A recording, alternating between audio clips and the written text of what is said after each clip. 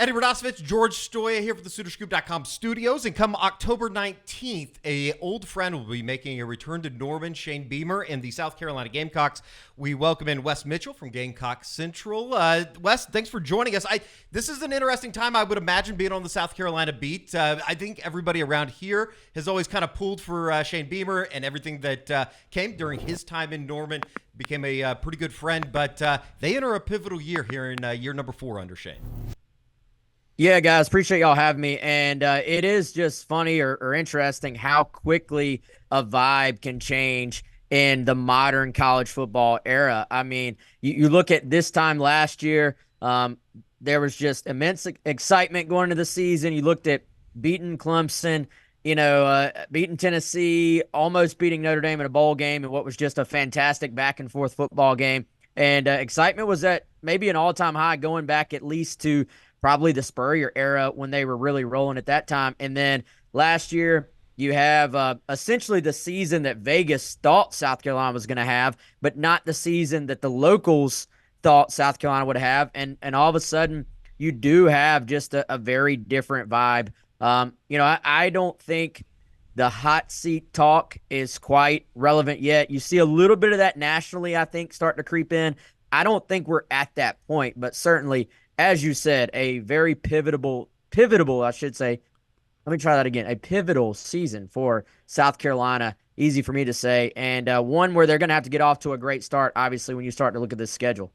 I was just about to ask you, Wes, you said the hot seat talk maybe isn't there yet. I know some people nationally have maybe talked about it. Is there a certain amount of wins that Shane has to get to? Or I know that I think their over-under is around, 4.5, 5.5? I mean, what is this season? I guess what are the expectations this season for him?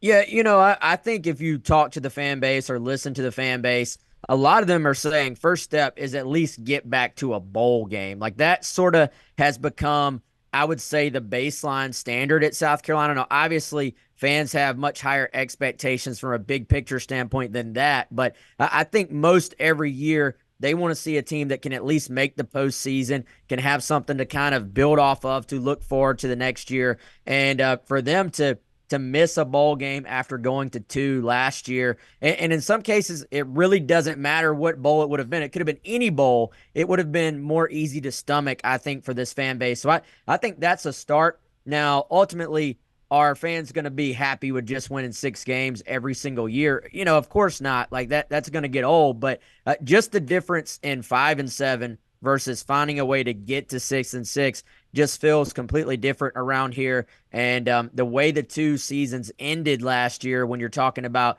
one year, like I said, you beat Tennessee, you beat Clemson. Last year, Clemson beats you at your home place. It just completely changed the vibe around here. Let's talk a little personnel. Obviously, Spencer Rattler now headed off to the National Football League. I think a lot of Oklahoma fans, we'd be remiss if we didn't start here. What was the Spencer Rattler experience like on that side of the glass as opposed to everything that happened and transpired in Norman? I mean, I'll be honest, guys, it was great. Like, he really just ingrained himself in the community here.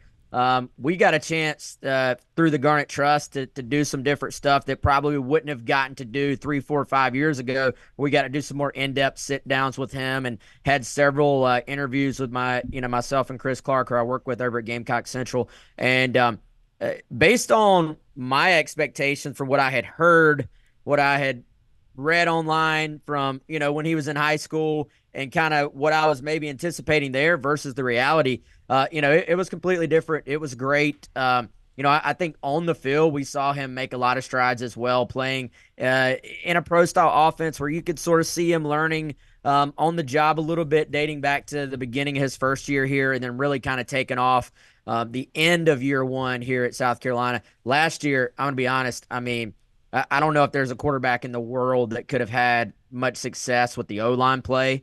It was very just I don't want to say up and down. It was a lot of down when it came to the O-line play last year. So it was interesting. Now, I think they got a good, potentially really good replacement, Eleanor Sellers, which obviously will be a big part of this upcoming season. I was just about to ask, with Spencer being out, which it does seem like he matured a lot there, and I know some of us here were rooting for him, and it seemed like he had some really good moments there. But with him gone, Who's next up at quarterback? What's that situation look like? And who are some of the other guys that they've maybe brought in either via the portal or I know that they've recruited well at times. Like, who are some of these guys that are going to be the new playmakers for South Carolina? Yeah, so right now, South Carolina has not officially named a starting quarterback. They've essentially said LaNorris Sellers is in the lead in that battle, but he has to continue to do what he's been doing in order to become the day one kind of game one starter. Now, we completely, entirely anticipate that LaNorris Sellers is going to be the guy. This is an in-state kid, big, physical, fast, much different style than you saw with Spencer Rattler. So I think the offense is going to have to adjust a bit going into this season to more accurately kind of fit his skill set. You look at the transfer portal, Rocket Sanders is obviously the biggest name. Kind of had a little down year last year at Arkansas, but you look the year before was easily, I would say, probably one of the top 2 or 3 backs in the SEC. And I think if you want to look back maybe for an idea of what to expect from South Carolina's offense this year, that Arkansas offense with KJ Jefferson, obviously a big quarterback who can run as well, Rocket Sanders, I think that's what they're going to have to kind of lean into. They have question marks at wide receiver. Now they went the transfer route there as well, but it's just one of those things where we don't really know. Like, you kind of expect the cream is going to rise to the top, so to speak. But if you said, hey, predict the top 3 receivers right now, it'd be very difficult to do so. So I think they have like maybe 6 or 7 guys that are all fighting to be in that top 3, kind of in that starting group. So I think if you want to talk about biggest question for me, it's maybe in that receiving core. O-line is always, it's a question a lot of times around here. I think they'll be improved there. The question is how much. And if y'all want to dive into the defense as well, I think that's the area early on they're going to have to be pretty improved on, is the defensive side of the ball. Let's go to the defensive side of the ball. Clayton White over there on the defense coordinator. What in terms of just some of the guys that maybe stick out going into the season that people are excited about, and just kind of the overall product, what South Carolina is going to be putting on the field on the defensive side of the ball? Yeah, I would say as the offseason has progressed, the expectations for the defense among the fan base have kind of steadily risen. Part of that is the transfer portal. Part of that is that they brought back guys like Debo Williams, who is kind of their all-SEC linebacker that has emerged. I would say is probably the vocal leader of that group. His sort of running mate there, Bam Martin Scott, had a really nice finish last season. They sort of adjusted to a little bit more of a 3-3-5, and I think that unlocked his skill set. He's a little bit more of kind of a long, athletic pass rush type linebacker. So that got him onto the field, and really, to me, he was one of their better players down the stretch last year. So they bring him back. Defensive line should be deeper. They added Dylan Stewart, who's one of the top edge guys in the country, 5-star defensive end edge type, and we fully expect him to play a lot, if not start. Added a couple of transfer guys there as well. Like, if you look at this defense, they're very old. Like, they're a veteran group. Now, some of that has been at South Carolina. Some of that is a guy transferring in who's maybe played elsewhere. But I think the one spot you look at where there are some maybe not even questions, but just you're curious to see how it plays out would be cornerback. They returned one starter, Adonal Fortune. He's solid. On the other side, it's one of those things where they have several sort of highly recruited guys that they're kind of high on for the future. They're just not quite sure yet who's going to emerge and who's going to kind of be the guy. Vakari Swain may be a guy to know for the future at that spot. I think, in my opinion, he's like the most talented. He's got the most upside of that group. It's just a matter of, is he ready to lock down that starting cornerback spot opposite of Fortune, who has been a multi-year starter?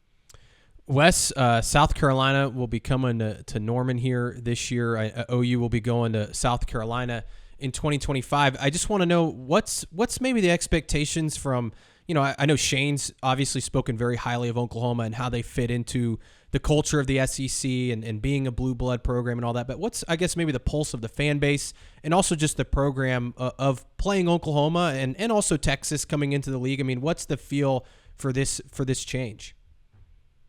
Yeah, I think there's excitement for something new, certainly in terms of a trip, especially I'm sure Oklahoma has the same. Like, you have a segment of the fan base that they're going to travel everywhere. Like they want to see every stadium. They want to see every college town. They want to go to the dive bar that makes that place special, the restaurants and stuff like that. So I think there's excitement both with Oklahoma and Texas to be able to go check out somewhere new. I think the little bit of sort of bittersweet part of it for South Carolina is you look at that schedule, there's no Florida this year, there's no Georgia, there's no Tennessee, and those are, prior divisional opponents that South Carolina fans played or South Carolina's team, but South Carolina fans watched them play every single year. So I think when that schedule first came out, there was a little bit of a culture shock that, like, you expected maybe you wouldn't play all those teams, but none of them are on the schedule this year. So that part is a little bit strange, I think, for fans, but certainly, to have a new trip, to add a new stadium, new atmosphere, environment, there's excitement about that. And then I think it's cool to even look ahead and think about Oklahoma playing in your place, Texas playing in your place. Like, that's something, you might have done that on the old video game or something, but your brain just isn't. Like, I think it's going to be new for all of us before this becomes the norm, in 3, 4, 5 years when we all kind of adjust to it and it just comes natural. Like A&M and Missouri, it felt weird at first, but now it just feels like they've been there the whole time, I feel like. It's gonna take some time looking at Stanford even in the ACC now and everything that comes with the conference realignment. Oh, it's so weird. We can't get you out of here, too, before asking about some Beamer ball in the special teams realm of things. How has that been over the first 3 seasons and entering this year? Place kicking, punters, stuff like that. How have you've seen that evolve here over the first couple years? Yeah, so new special teams coach this year, so that'll be something to keep an eye on. They went out and got Joe DeCamillis, who was a long-time NFL special teams coordinator. He actually spent last season at Texas in an off-the-field special teams analyst role.